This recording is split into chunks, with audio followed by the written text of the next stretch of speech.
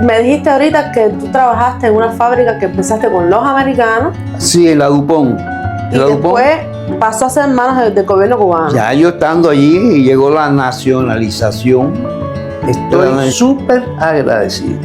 Y les deseo lo mismo que deseo para mí y mi familia. Mucha salud y bienestar para todos. Ya todavía ellos pueden sacarle la cuenta. Había bastante comida. Pero los precios, ¿cómo eran? Y había leche. Me quedo aquí en Brasil. Te quedas aquí en Brasil. Aunque no reciba, déjame decirles algo. Que en aquella época, a principio de la revolución, eso de ir de un trabajo para otro, eso no era así. ¿No? No. Eso era abajo. Tenías que pedir permiso também para ir de trabalho. Bom dia, meu povo. Bom dia, boa tarde, boa noite. Tudo bem com vocês? Sejam todos bem-vindos a mais um vídeo aqui no canal. Bueno, hoy estaremos haciendo esa entrevista que tanto ustedes me han pedido en los comentarios, que tanto ustedes han esperado. Y es que hoy tenemos a Don Raúl, que es el nombre de él, el Bobó, o como ustedes dicen, el Bobó de Brasil. Entonces quiero esclarecer que durante esta entrevista de hoy estaremos hablando en español, porque obviamente mi abuelo no habla portugués y a la hora de editar todo esto que vamos a estar conversando hoy es muy trabajoso o es muy engorroso tener que editar un video en 2 idiomas. Así que me disculpen, pero bueno, los subtítulos van a aparecer en el video para que ustedes puedan comprender todo. ¿Está bien? Yo hago la edición a través de una aplicación, todo lo hago con el teléfono, y entonces realmente resulta muy trabajoso que la edición coja como 2 idiomas a la misma vez. Por eso vamos a hacerlo en español. ¿Está bien? Entonces, confieso que hace mucho tiempo quería traer para el canal esta entrevista, este podcast, no sé ni cómo llamarle, pero por motivos ajenos a mi voluntad, por motivos de que no tenía un espacio lindo para hacerlo, en fin, se fue postergando, pero bueno, mejor tarde que nunca y hoy estamos aquí. Entonces, yo voy a estar preguntándole, basado en comentarios que ustedes me han hecho sobre la trayectoria de mi abuelo. Quiero decir que voy a comenzar como desde su infancia, su trayectoria laboral y bueno, hasta que él llegó aquí a Brasil, su vida. Es como un resumen de su vida que yo sé que muchos de ustedes tienen curiosidad y me han pedido en muchas ocasiones, Chate, haz una entrevista con tu abuelo. Y entonces, papi, yo sé que tú tienes 83 años y realmente es un poco difícil empezar a recordar cosas de esa etapa, pero más o menos lo que te acuerdes de tu infancia, de cómo fue tu niñez. ¿Cómo fue tu niñez en Cuba? A ver. Mi niñez en Cuba no fue muy larga desde el punto de vista que yo nací en Marianao, en el reparto Zamora.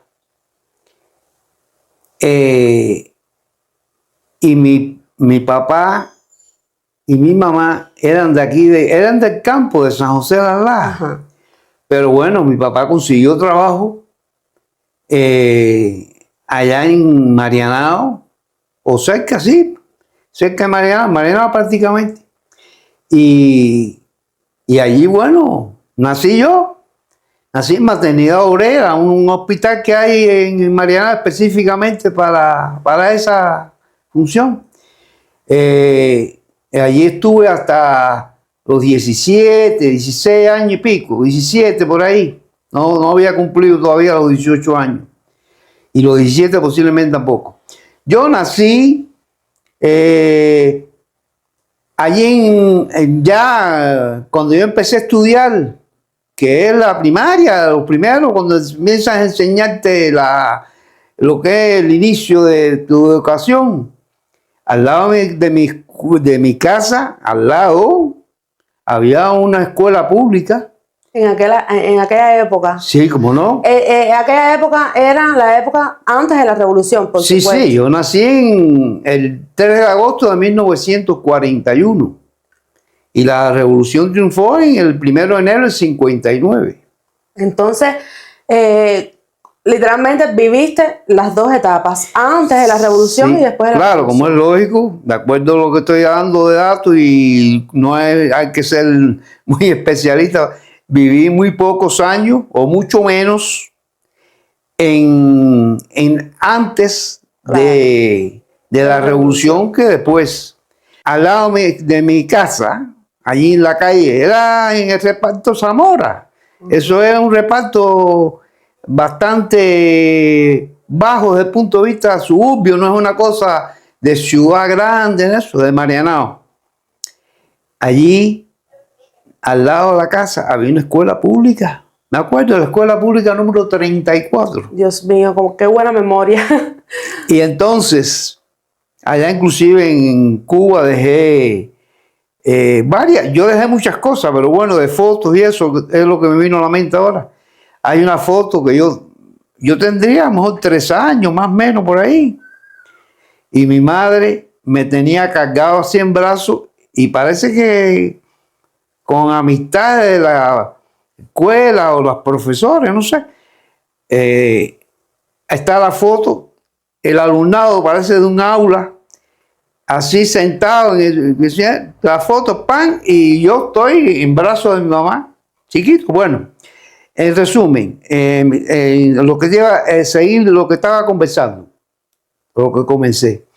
Entonces, pero allí en la misma calle donde yo vivía, había una señora que en la sala de la casa, ella parece que tenía como una escuelita, pupitres, asientos. Una cuestión de 5 o 6 alumnos, no era una cosa muy grande. Y allí yo empecé a estudiar, vaya, a enseñarme. Vaya, esto yo no puedo precisar cómo fue todo, porque imagínate, cuando yo tenía 5 años más o menos, por ahí, o 6. Bueno, el problema es que más o menos por allá por el 4º grado estuve allí. Ya sí empiezo a recordar, ahí voy a memorizando un poco mejor. Mi padre me sacó de allí y me matriculó en una escuela ya más alejado del reparto Zamora, más bien al centro de Marianao, de la calzada real de Marianao cerca. La escuela Lebredo. Me acuerdo que era Academia Lebredo, así que era. Una escuela primaria. Ahí estuve hasta el 6º grado. Ya después, allí hasta 6º grado nada más. Allí del 6º grado después, mi padre me matriculó en unas escuelas que habían varias en Cuba, por lo menos en La Habana, que era la Habana Business Academy. Era una escuela, parece que era organizada o instituida con rasgos americanos, porque Por el nombre. Por el nombre. Claro. Entonces allí el curso, que más o menos era para todo el mundo, de acuerdo también cuando entrara, era cuestión de 2 o 3 años. Era como un técnico medio lo que se estudiaba. Yo recuerdo que las asignaturas fundamentales que se daban allí eran las clásicas de empezar. Era inglés era fundamental allí. Fundamental. Sí, inglés y también clase de español, inglés, español, matemática, contabilidad. ¿Esa escuela era gratis? O no. Era privada. Esa era privada. Igual que la Academia de Lebredo era pagada. ¿Y tu familia, o sea, tu papá, tenía dinero? Mi padre era un trabajador simple. Ah, ¿era un obrero? No, un trabajador simple. Mi padre trabajaba en la playa de Marianao, un club que después voy a seguir para terminar la conversación de mis estudios. Mi padre me consiguió trabajo ahí en ese club. Entonces ya Ya dije que era inglés, español, matemática, teneduría de libro, que es como el inicio de la contabilidad. Bueno, allí cuando terminabas, mecanografía y taquigrafía también. Cuando terminabas, eras un empleado listo para trabajar en una oficina sin ningún tipo de problema.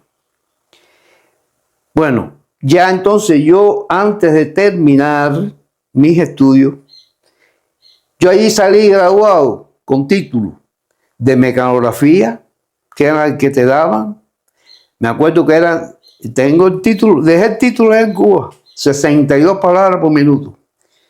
Y el de teneduría de libro, que era un auxiliar de contabilidad, no era un contador. Auxiliar de contabilidad.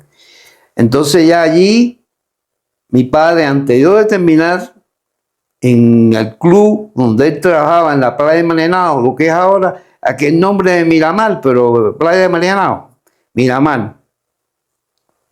Allí me consiguió trabajo, pero para empezar a trabajar allí, claro, él fue a hablar con el responsable de una de las oficinas. Habían dos oficinas, una que llamaba secretaría, que atendía todo lo que era la inscripción, los carnets, toda esa cuestión de un club. Uh-huh.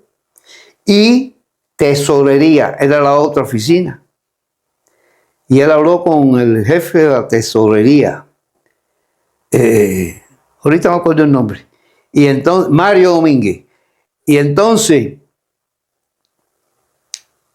él habló y le dijo, no, yo no puedo así, yo no ahora no puedo traer a tu hijo aquí directo porque inclusive no tengo ninguna plaza específica. Mira, donde sí hay plaza casi siempre vacante es en la limpieza. Y empecé a trabajar limpiando piso.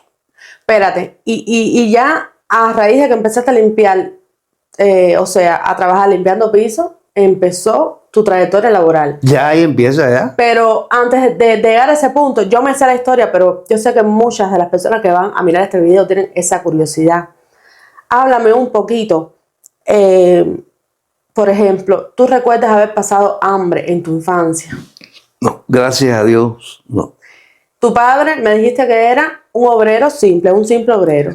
Mi padre, yo recuerdo, ya que estás hablando de comida y eso, allí en la esquina de mi calle, donde yo vivía en la calle 126, a la otra, ya, vivía entre 31 y 33, allí en 33 en la esquina habían dos bodegas, porque allí en esa época, no sé, en La Habana, en la capital, en el centro de Marianao, no sé, pero allí eran bodegas, uh-huh.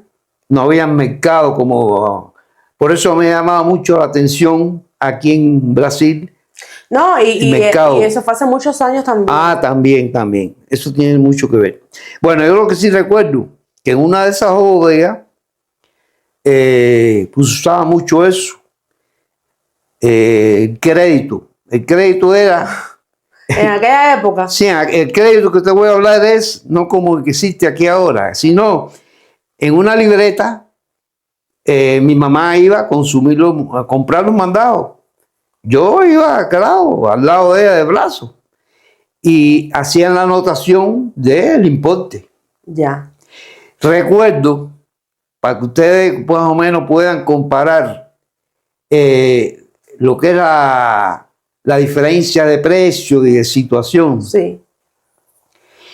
Que mi padre, en una ocasión ya después ya me decía, o de así, conversando a lo mejor con algún vecino, algo de eso, decía, yo recuerdo, sí, hablando del pasado, decía, yo recuerdo que cuando yo iba a pagar, porque era mensual el pago, cuando yo iba a pagar y la suma total del consumo del mes, que eran los mandados fundamentales de la casa, y el bodeguero, que por cierto, creo que era un chino, sí, decía 13 pesos, mi papá se rascaba la cabeza. 13 pesos del mes. Del mes, Del de la mes. comida de todo el mes. Ya, por ellos pueden sacar la cuenta. Había bastante comida. De Dios mío. los precios como eran. Y había leche, había... Todo. Yo, en mi casa, Tú claro, desayunabas con leche. y claro, todo. la leche no era leche en polvo de la bodega. Sí, pero no faltaba. No faltaba, era leche líquida. Había gente que se dedicaba a Yo venderla. te pregunto porque yo siempre escucho que, o sea, siempre escuché durante toda mi vida que mi abuela, en paz descanse, ella siempre decía, yo en mi infancia comí de todo, manzanas, uvas, carne, o sea, ella lo decía a modo de reclamando después, ¿no? Que se perdió todo y que todo era muy difícil. Y entonces ella siempre decía que ella recordaba que iba para la bodega y creo que compraba unos cartuchos de hasta de gomitas de... Sí, como no. Y todas esas cosas existían en la bodega, ¿no? existieron. Tú las comiste. Entonces tu infancia Sí. fue normal. Normal. Entonces, ya más o menos hice un resumen ahí pequeño, pero bueno, es ese. Y ya entonces, ¿por qué mi infancia fue bastante corta? No fue... Yo más o menos, yo no recuerdo exactamente. Pero sí, yo no había cumplido los 18 años. Tendría 17 y posiblemente casi recién cumplido. Mi padre vino para San José de las Lajas, que mi padre y mi madre eran de ahí. Ajá.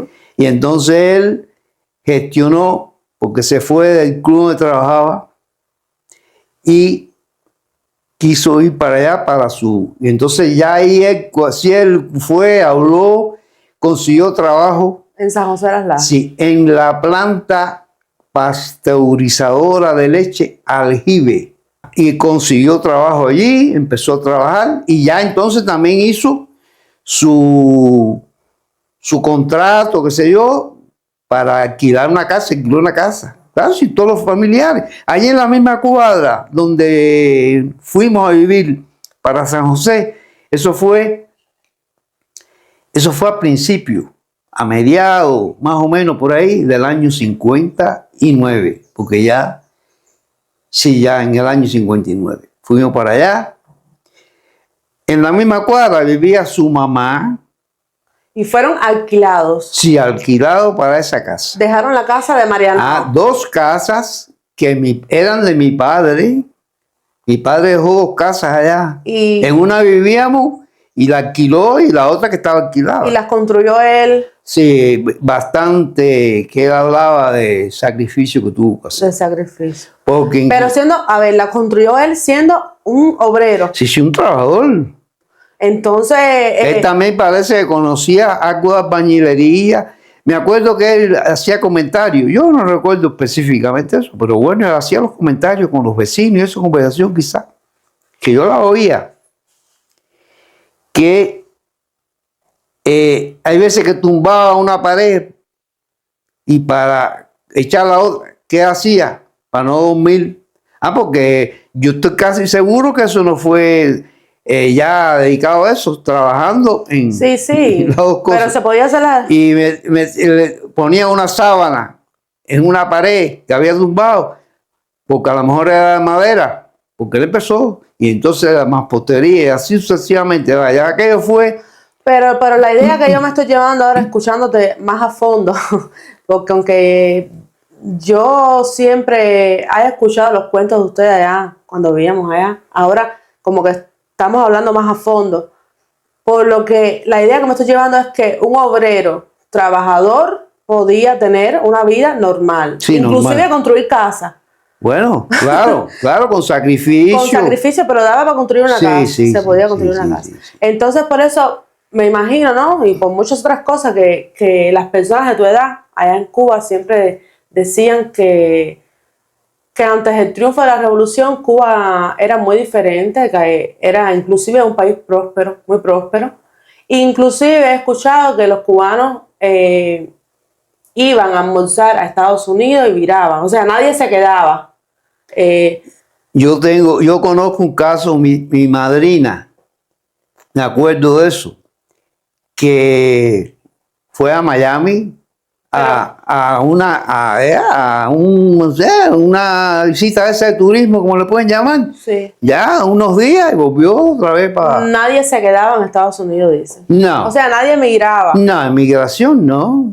No. Porque no hacía falta. No hacía falta la inmigración. Lo único que había era que trabajar. Ah, sí, trabajar sí. Claro. Trabajar sí. Pero qué diferente es cuando uno hace esa comparación así de la Cuba de antes de la revolución a la Cuba después de la revolución, que las personas mayores como de la edad de mi abuelo se quejan porque no pueden tomarse un vasito de leche, esto, lo otro. Entonces siempre dicen, antes del triunfo de la revolución yo comí tantas cosas. Es verdad. Es verdad.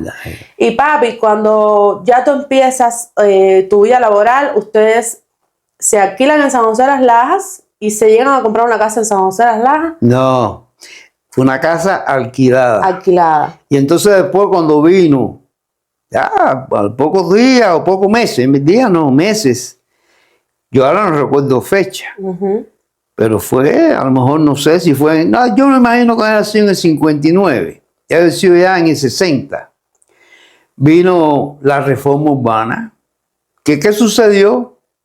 Sí, las casas donde tú vivías, no sé, que le hacían un cálculo de precio. Yo no, esa parte no lo domino bien. Hacían un cálculo de precio y entonces seguías pagando el alquiler, pero iba amortizando el precio de la vivienda. O sea, eso era para que la casa finalmente fuera tuya. Ahí está. Y entonces esa casa donde vivíamos, una casa grande, con techo, sí, las paredes afuera eran mampostería, pero el techo era de teja, no era de placa, de hormigón, como le dice. Bueno, esa casa pasó a la propiedad de mi padre, pero las dos casas que dejó en Marianao, las perdió. Claro, la reforma eso urbana. Fue ya con Fidel en el poder. Claro, sí, eso fue que Fidel fue que aplicó la reforma urbana. Entonces era como que sí, te voy a dar esta casa que tú la estás viviendo, pero me llevo las otras dos. No, es lo que hizo quitarle las casas a los dueños. Lo que hizo fue te quito a ti y te doy a ti. Ahí está. Te quito a ti y te doy a ti. Igual que hizo con las propiedades de la industria. En San José de las Lajas posiblemente era uno de los municipios que más industria tenía en Cuba, posiblemente. Yo esa parte no la domino al 100%.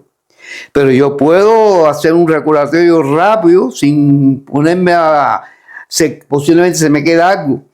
Estaba la fábrica de aluminio en Alum, que era fábrica de envolturas de papel y fundamentalmente aluminio. Las envolturas de aluminio, de botellas y eso, se hacían allí. La Dupont, que era la fábrica de pintura, Dupont. Estaba la planta Jive, donde mi papá trabajaba. Yo me acuerdo, empezó con esas dos fábricas, porque después yo hablaré que yo trabajé en esas dos fábricas. Ya. La Dupont y la Enalum, fábrica de aluminio, que le decían envoltura de aluminio. Entonces ya te dije 3. Sigo de fábrica. ¿Una pila? Sí, estaba la fábrica de vidrio. La fábrica de vidrio. Fábrica de vidrio. Estaba la fábrica de cable. Yo sé que todo eso, o sea, yo siempre he escuchado hablar de todas esas fábricas, pero hoy en la actualidad casi ninguna funciona. No.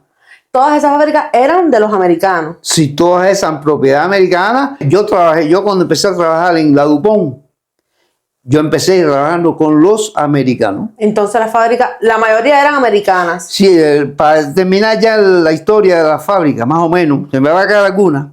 Sí. La cerámica, que era cuestiones de azulejos, sí, sanitario. La Gomera, esa sí es una fábrica vieja. La Goodyear es la Gomera, esa es. Y Las fundiciones, en San José había muchas fundiciones.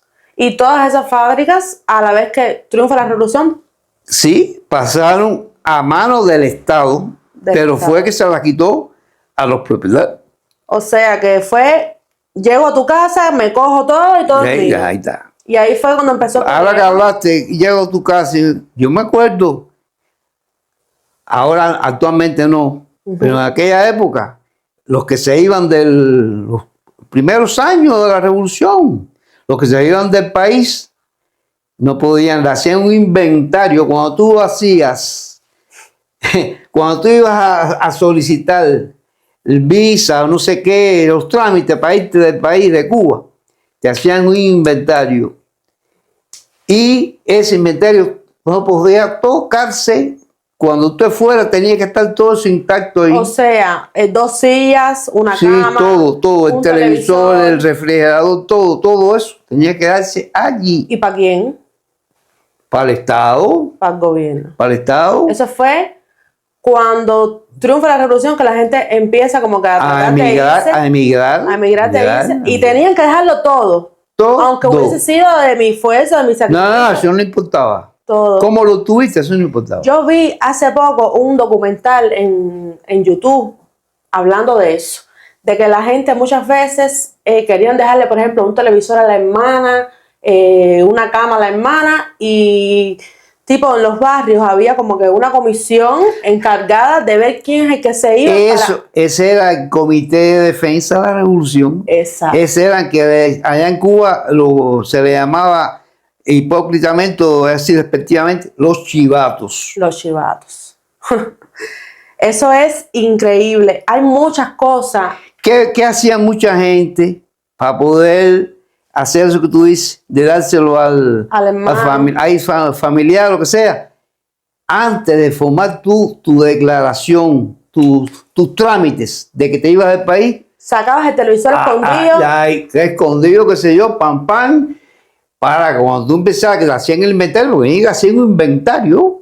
Ay, Dios mío, como si fuese una cosa de una fábrica. Es tu casa, tu cosa. Sí. Y la casa, vaya, eso es indiscutiblemente, la casa es. Todo se queda el Estado era el propietario.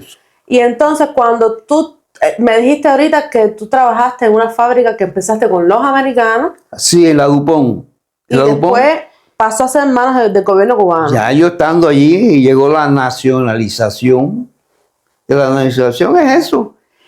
Se la quito yo con los americanos, se la quito a los americanos y ya el Estado la cogió para él. Todo, el Estado se hizo dueño de todo. Todo. Los jefes que habían muchos jefes cubanos. Yo recuerdo que el único americano que había era el administrador. Todos los demás jefes que yo recuerdo, el jefe económico, que atendía toda la oficina. Había un jefe que atendía toda la parte de los almacenes y eso.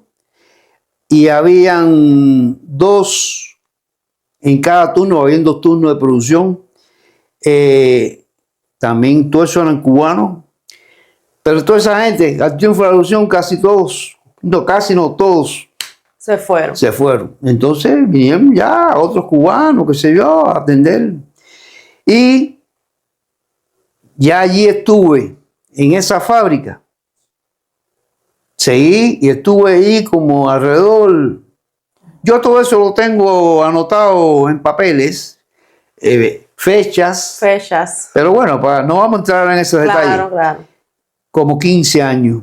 En la fábrica. En esa fábrica de pinturas Dupont. Después pasé. Eso es porque esa fábrica está como alrededor de 3, 4 kilómetros más o menos. Del pueblo. De lo que es el centro de San José. Pero entonces ya pasé a trabajar ya. Conseguí trabajo. Porque yo trabajé bastante duro en esa fábrica de Dupont. Bastante. Porque eso es un poco.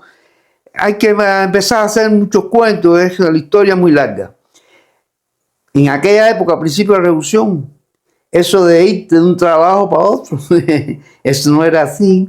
¿No? No, eso era bajo. ¿Tenías que pedir permiso también para irte del trabajo? No, posiblemente no te daban el traslado. Eso fue con Fidel. Sí, yo estoy hablando ya con... Bueno, yo lo que tuve con los americanos fueron cuestión de meses. Porque yo más o menos empecé a mediados, debe haber sido a mediados del año 60. Y ya creo, eso sí es a memoria, yo creo que por octubre del año 60 Sí. vino ya la nacionalización. Entonces, ¿qué es lo que yo tuve? Sí. Ya entonces, bueno, yo en un final. ¿Te pudiste ir de la fábrica? Sí, ya, claro, eso fue de cruzar unos 15 años más o menos, pero durante esos 15 años yo tuve que ir a cortar caña, hacer zafra, que todavía tengo el recuerdo, un machetazo que me di aquí. ¿Y por qué tenías que ir a cortar zafra si tú eras un trabajador de grado? Porque la fábrica no tenía materia prima para producir. Tareas, un trabajo voluntario para la revolución. Ahí está. Eso todavía en la actualidad, yo me acuerdo, o sea, yo no fui a la zafra, por supuesto, pero que en mi escuela llevaban a los estudiantes para escuelas del campo, obligatoriamente a recoger cosechas de papa, a recoger cosechas de lo que haya temporada sembrado en ese momento. Mis hijos, tu mamá y el hermano, porque yo tengo 2 hijos, un varón. Entonces es como un trabajo voluntario, pero es obligatorio. Sí. Es obligatorio. Entonces yo esa parte no me la sabía, de que tú fuiste a cortar zafra trabajando en la fábrica. Sí. La fábrica paraba. Paraba. No tenía materia prima. Y te obligaban a ir a la zafra. Sí, mira a ver, escoge. Y uno por no perder el trabajo, el vínculo con la... Ya, y yo por lo menos iba a hacer zafra. Entonces eso fue obligado. Sí. Te peina o te hace papelillo. Papi, y después de que consigues irte, me dijiste que era difícil de irse de los trabajos, que no era que pides la baja y mañana te vas. Sí. ¿Dónde más trabajaste? Bueno, y ya después ahí, cuando ya yo me moví para el centro de San José, trabajé en una base de autos, taxis. Ya. Ahí estuve como 2 años, por ahí más o menos, en la parte económica. Porque ya yo, como el título mío de tenedor de libros que obtuve en La Habana Business Academy, no me era equivalente a contador. Ya. ¿Yo qué hice? Yo matriculé en una escuela de economía que estaba en San José, al lado de mi casa. Una casa por el medio, estaba en la esquina, la escuela. Allí matriculé 3 años y cogí el título de contador. Y ya ahí sí empecé yo a trabajar. Ya antes de graduarme yo trabajaba. Yo estuve de contador en ese lugar y en cuestiones así, pero bueno, de allí ya porque eran trabajos con menos remunerados. Y entonces conseguí trabajo después que ya tenía mi título de contador, así ya, Contador. con mi título en lo que dije ahorita, la fábrica de aluminio, papel y envoltura de aluminio. Trabajaste entonces en una pila de fábrica. Allí tuve como 15 años también. En esas 2 fábricas tuve como 15 años. Y yo tengo recuerdos de mi infancia, porque tú sabes que a mí me gustaba mucho ir para tu casa. Sí. A mí me encantaba ir para casa de mis abuelos, que tú en tu casa vendías café. Sí. Sí, porque vaya, vamos a hacer ya el resumen de... Y yo me acuerdo que tú estabas el tiempo completo después en la casa, tostando café y chícharo. Vamos a hacer el resumen ya del brinco. ¿Cómo es que llegas a la casa? Ahí está. Vamos a hacer... Yo trabajando ya en los 15 años, eso que estuve en la fábrica de aluminio, vamos a basarnos ahí. Sí.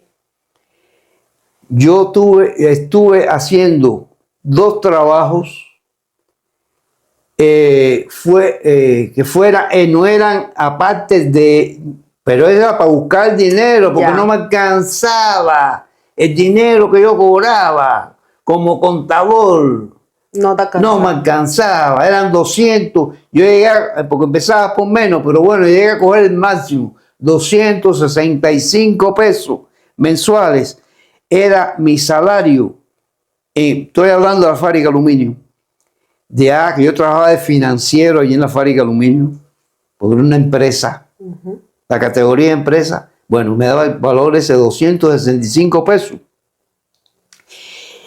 Pero yo allí conseguí una contrata sin perder aquello los fines de semana por la noche en el Cabaret Las Piedras.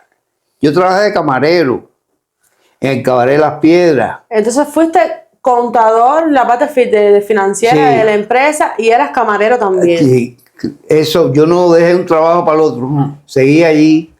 Después que me gradué de contador y eso, también conseguí los sábados, que era una vez a la semana, Sí. y yo descansaba porque se trabajaba de lunes a viernes, el sábado, el domingo, bueno, el sábado. Profesor de contabilidad en la escuela esa. Entonces eras profesor de contabilidad, eras camarero y trabajabas de económico en la fábrica. Ahí está. Y entonces, que me puse a sacar cuentas. Y la jefa mía, que era una mujer en la parte de la oficina, pues saqué mi cuenta, la llamé porque le pedí para irme. ¿Cómo te vas a ir? Que para acá, que para allá. Y le dije, el problema es que No te matemáticamente no me da. Saqué una cuenta rapidita, no empecé a sacar cuenta saqué una cuenta rapidita. Le dije, mira, una caja de cigarros, yo fumaba, fumador, ya gracias a Dios, yo hace ya años que dejé de fumar. Pero en aquella época yo fumaba una caja de cigarros diaria. 7 pesos valían en aquella época. Yo no vamos a hablar de ahora. No, ahora. Ahora en Cuba. ¿Tú sabes cuánto está la caja de cigarros en Cuba? 200 y pico pesos, creo. No. 200 y pico los más malos. Ah, los más malos. Los otros están por arriba de los 1000. Bueno, pero bueno, vamos a hablar de aquella época. Sí. Le dije, mira, una caja de cigarros vale 7 pesos y yo gano 265. Si multiplicamos 7 pesos por 30 días, 7 por 3, 21. Son 210 pesos de cigarro. De cigarro. Estoy hablando de cigarro. Sí, sí. Más nada, ni comida, ni bebida, nada de eso. Me voy para allá. ¿Y qué hice? Ya yo tenía mi conexión. Ah, sí, me ponía. Todo eso era clandestino. Eso era, desde esa época existía lo que se llama en Cuba vivir del invento. Vivir del invento. Entonces, ahí mi abuelo es la prueba. Contador, camarero, profesor y terminaste vendiendo café en la casa. No, pero yo tuve una racha, como de un par de años más o menos por ahí, de que pude, que yo tostaba chícharos, café, los molía porque yo compré un molino y lo molía Yo me acuerdo. y lo vendía por latica era. Por latica. Una latica de leche condensada de esa, creo que era 10 pesos se 10 vendía la pesos, latica. Yo me acuerdo. Pero yo no solamente eso, yo conseguía ron y vendía ron. Todo eso clandestino. Todo clandestino. Y vendía ron, cigarro Cigarro. y café. Esas 3 cosas. Y así hacías más dinero. Sí, como no, mucho más dinero que yo trabajaba. Papi, yo me acuerdo que cuando yo llegaba a la casa a ustedes, eso me hiciste recordar una linda etapa de mi infancia. Yo me acuerdo que ustedes siempre recogían los periódicos. Los periódicos. Sí, yo estaba suscrito. Y los periódicos que llegaban a la casa, mi abuelo los iba como que guardando. Y me acuerdo todavía del aroma así del café cuando lo estabas tostando. Sí. En Cuba, el café que es clandestino y hasta el que vende por la por la libreta de abastecimiento vendían mezclado con chícharo. Sí, O sea, el sí. chícharo con café. Sí. Pero bueno, al final salió un café Sí, más o con menos. un aroma lindo, rico. Y yo me acuerdo que mi abuela siempre hacía, literalmente, ella cogía una latica por ejemplo, de leche condensada vacía, guardaba esa latica adentro de una lata grande de café que mi abuelo tenía preparada. Mi abuela cogía la latica costaba 10 pesos y la gente siempre iba, Raúl, ¿tienes café? Sí, tengo, espérate, dame una latica. Sí. Entonces mi abuela cogía la latica, abría el papel periódico, la echaba en el papel y le hacía como una envoltura manual ahí y así era como se llevaba el café. Había quien traía el envase y se le echaba, pero También. bueno, el que no lo traía se le envolvía. Y junto con el café, dame 2 cajas de cigarros. Ah, sí. Bueno, dame 2 cajas, no piense de que era así, dame 2 cajas. No, una caja y había algunos que Sí. dame 2 cigarritos sueltos. Pero me refiero a que compraban la dupla, el café, el cigarro. mucho. Y entonces ya me mantuve más o menos ahí, yo no sé bien. Y ya se fue poniendo un poquito mala la cosa, borracha. Y conseguí un trabajito, porque todo eso era un trabajito que no estaba muy mal, porque tenía vínculo con los dólares. Yo no, sino el negocio, que era recuperación de materia prima. Ya. Yo tuve como 2 años. Trabajando en materia. Bueno, allí me jubilé. ¿Y seguías vendiendo café en la casa? Sí. Esa no la dejaste. No, eso no lo puedo dejar. Si yo me acuerdo que yo trabajaba en materia prima, yo era responsable del almacén de víveres y eso, del comedor. Sí. Y responsable del comedor. Esas 2 responsabilidades eran las mías. Yo solo, yo no tenía ayudante ni quería ayudante en el almacén. Y entonces allí ¿qué hacía yo? Entregaba la mercancía para los desayunos y almuerzos, que era lo que se hacía en materia prima. Y después yo estaba ahí hasta, servía, incluso ayudaba a servir las mesas y como a eso a las 12 del día. Me iba para la casa porque yo terminaba, porque empezaba como a las 5:30 de la mañana. Y el fuerte era vender café en la casa. Y el otro era para tener el vínculo con el Estado, porque en Cuba siempre fue bueno tener vínculo con el gobierno. Bueno, al extremo ese, que ya yo terminé, yo me jubilé en materia prima. Yo recuerdo perfectamente. A ver, yo me refiero a tener vínculo con el gobierno, de que las personas estén trabajando en algo del gobierno. ¿Entiendes? Sí, claro. Por ejemplo, como todo es el gobierno, siempre es bueno que la persona esté como que ubicada donde es que trabaja. Ahí está. Trabaja en algo del Estado, porque existían muchas personas que solamente se dedicaban al invento, como revender cosas en la casa, y entonces esas personas siempre eran como que... Efectivamente. Como que tenían los ojos del gobierno arriba. No, lo que hablamos ahorita, el CDR, el comité, el chivatón, estaba para... El chivatón en Cuba es como aquella persona que mira lo que tú estás haciendo y después va y se lo dice a la policía. Es eso ahí. Ese. Entonces yo me acuerdo de que muchas personas que viven del invento o en la actualidad en Cuba tratan de tener un trabajito con el Estado, pero no por el salario, no. Es como que estoy tranquilo, estoy trabajando con el Estado. Es así. Así mismo es. Papi, y háblame un poquito de todo esto ahora que ha surgido en la actualidad, a tu percepción, ¿no? De que, por ejemplo, hubo una época en Cuba que no se podía tener dólares.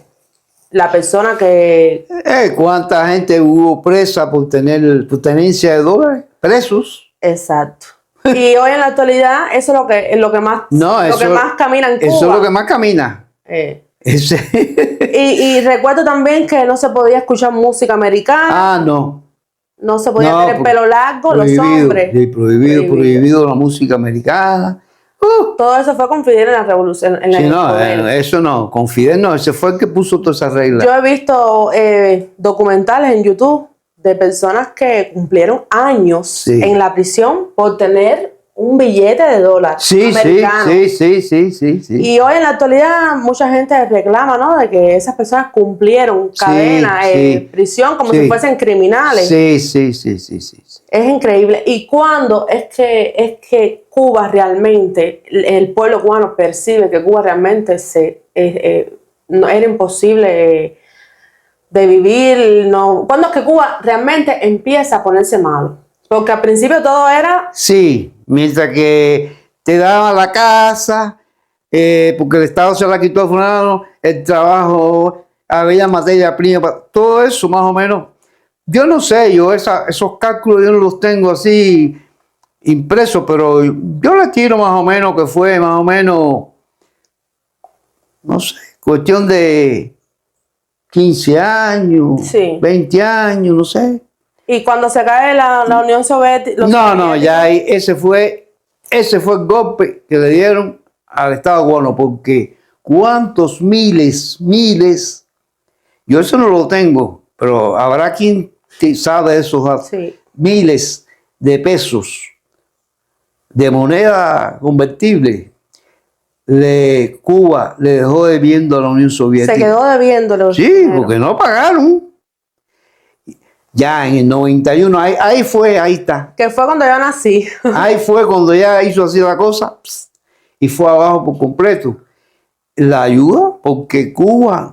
Que fue el periodo especial de Cuba. Ahí empezó, claro. Ahí empezó. Y empezó y creo que no ha terminado, se ha agravado. Se ha agravado. Bueno, dice mi papá que él, para conseguir malanga para mi comida, porque yo era muy comelona, mi papá iba a trabajarle, iba a trabajar en el campo, creo que a no sé cuántos kilómetros, en bicicleta. Él iba, trabajaba ahí en el campo a un hombre que tenía unas hectáreas de cosas sembradas, y entonces el pago era unas habitas de malanga. Unas habitas de malanga para el almuerzo. Y así todos los días. Además de trabajar en otro, ahí es cuando la gente empieza a innovar más todavía, hacer esto, hacer lo otro, porque el dinero. Y bueno, ya después viene, para seguir con tu historia, la parte del cambio total en tu vida, que fue venir para Brasil. Ah, sí. Un cambio. Sí, bastante brusco. Yo sinceramente, conversaba fundamentalmente con mi hija y con mis hijos, porque ya mi esposa sí tenía más o menos no, tenía la opinión mía. Ella no quería abandonar el país. No por cuestiones ideales, sino por eso.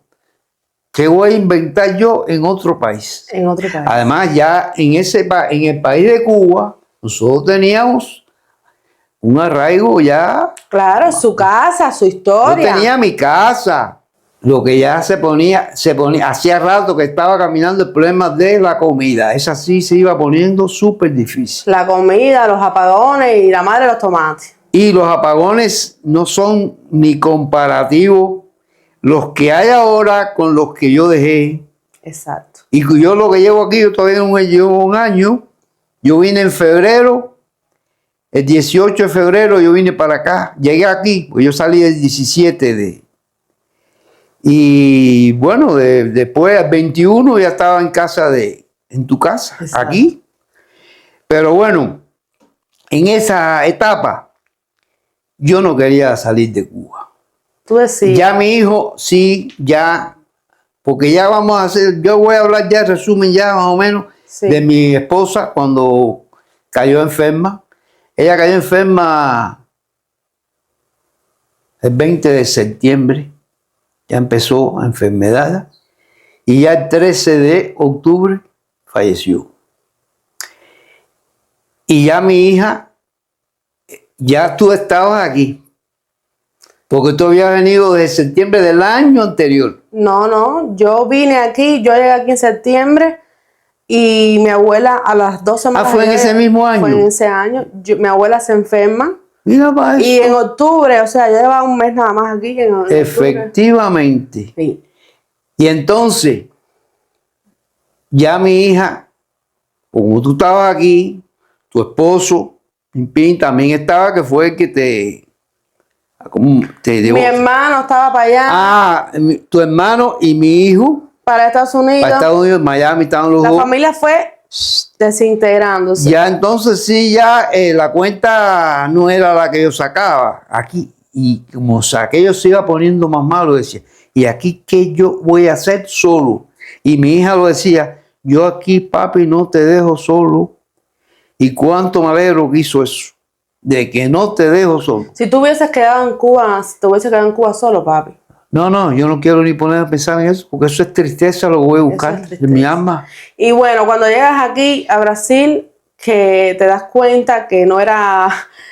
Porque lo desconocido siempre asusta. Asusta, no, y hay una cosa que choca, el idioma. El idioma me choca. Y que yo dejé todo allá, por ejemplo, fundamental, porque yo dejé una casa, vaya, no la dejé amueblada, porque todo eso sí lo fui vendiendo. Sí. Yo tenía todas las comodidades que puede tener un ser humano en una casa. Teníamos mi esposa y yo. Humildes, pero lo tenían. Lo teníamos. Porque la casa Muchas de las cosas, vamos a partir, no fue adquirida solamente con mi salario y mi busca, sino con la ayuda de mi hijo. Exacto. Porque mi hijo, antes de ir para Miami, tuvo 3 años. Mi hijo es chef de cocina. Exacto. Tuvo 3 años trabajando en Isla Caimán. Él siempre fue tratando de buscar otros horizontes. Otro horizonte. Entonces, allí sí era con dólares y ganaba, qué sé yo, y suministró. Yo me acuerdo, habían cosas que fueron suministradas por él. Uh-huh. Y después, cuando vino ya definitivo de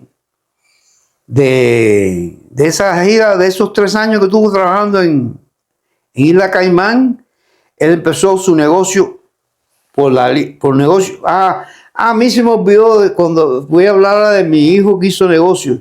Yo tuve 2 negocios particulares, esos sí eran con papeles, con autorización. Yo saqué una licencia con un compresor para pintar. Yo pintaba y barnizaba, yo no sé cuántos muebles fundamentales. Pinté muchos refrigeradores, pero yo como aquí se fue barnizar muebles. Pero para eso sí tuviste que pedir, o sea, no, ahí sí trabajé con legal.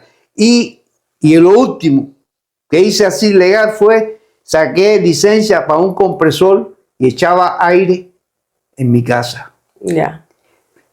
Bueno, me acuerdo también. Entonces mi hijo sacó licencia y se puso, basándose en su chef de cocina, a hacer pizza. Y fue famosa las pizzas. Las pizzas de mi tío en San José de las Lajas eran famosas porque eran ricas. Eran deliciosas, pizza cubana deliciosa. Sí. Entonces toda la ciudad siempre hablaba de las pizzas, o sea, eran famosas. ¿Qué pasa? Que todo tenía que conseguir los materiales, por ejemplo, para hacer pizza. No es como aquí que tú vas al mercado y compras 5 pomas de aceite y haces la masa, o compras un saco de harina y haces la masa. En Cuba todo es clandestino, o sea, personas que trabajan con el gobierno, por ejemplo, en panadería, y entonces terminan revendiendo esa harina, o sea, la desvían. Es un mercado clandestino, es un, ¿cómo decir? Eso es una mafia. Hay todos, desde los más altos, o sea, desde arriba estoy hablando, todo es una mafia, todo es una mafia.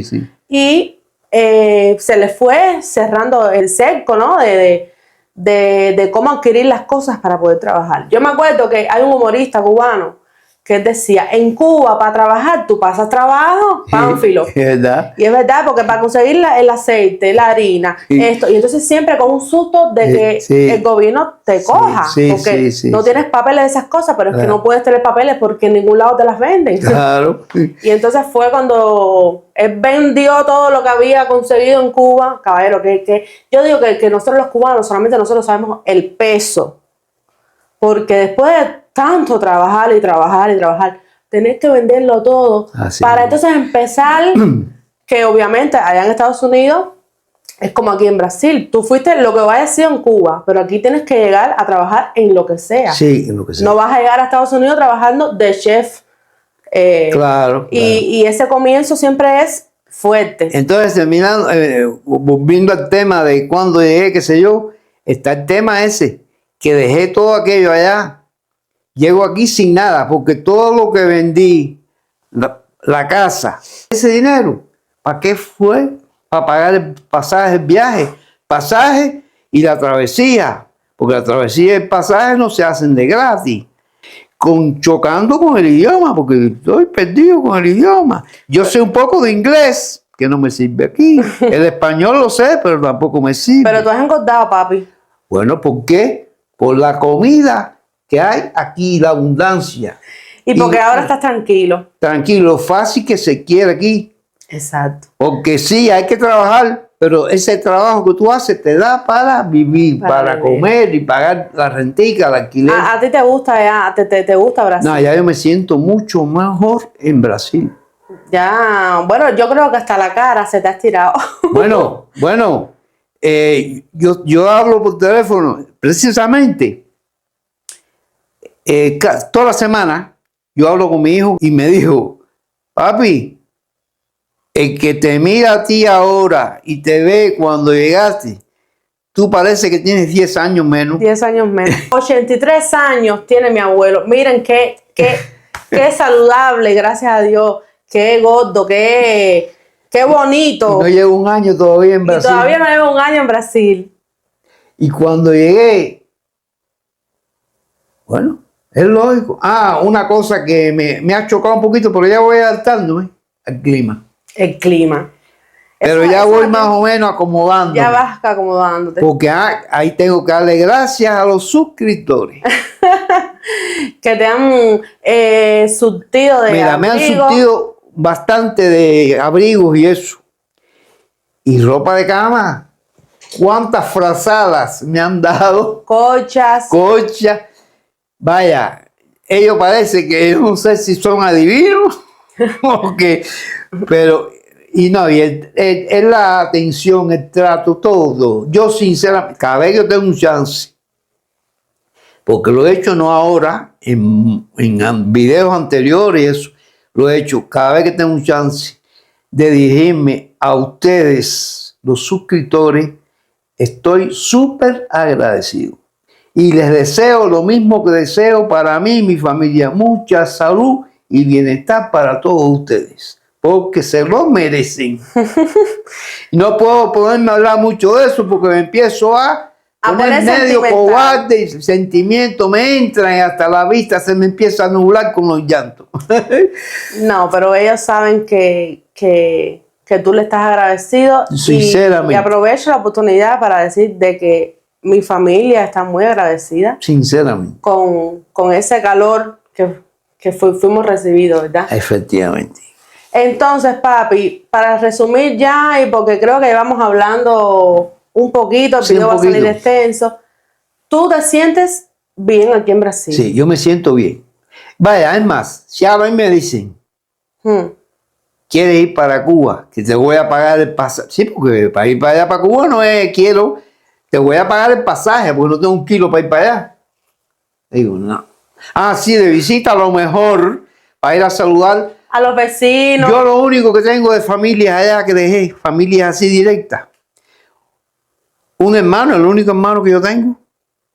No tengo sobrino porque no tiene hijo. Y una nieta, hija del varón, de Raulito.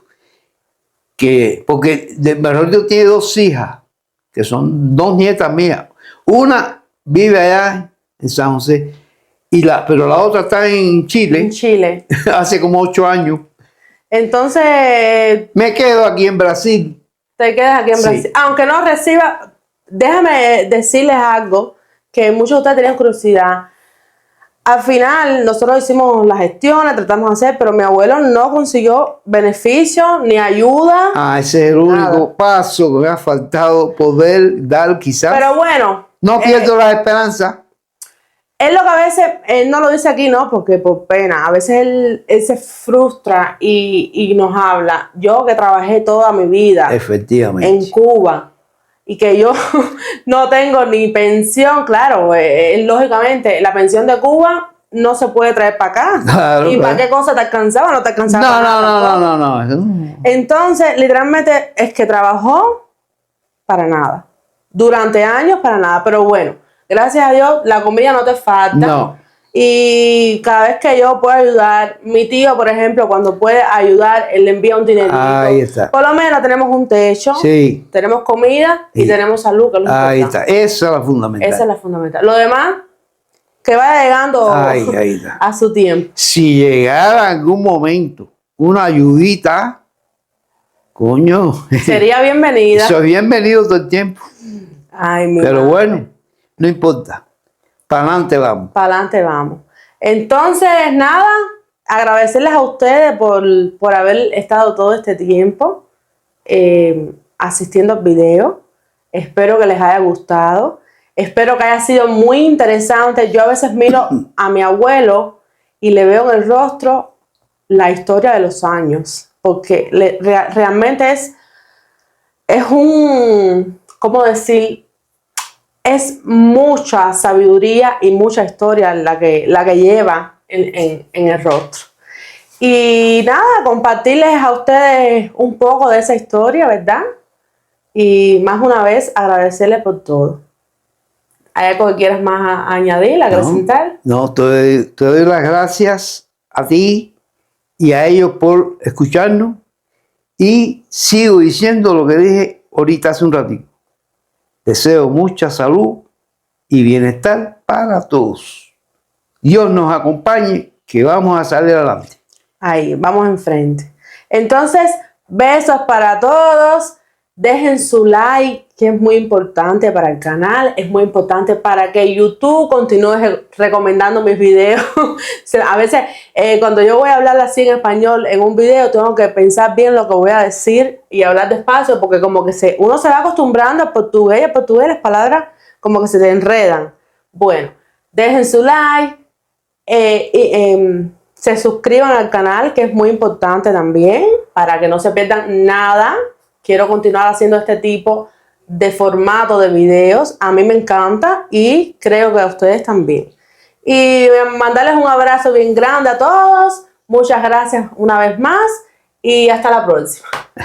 Chao, chao. Chao, chao.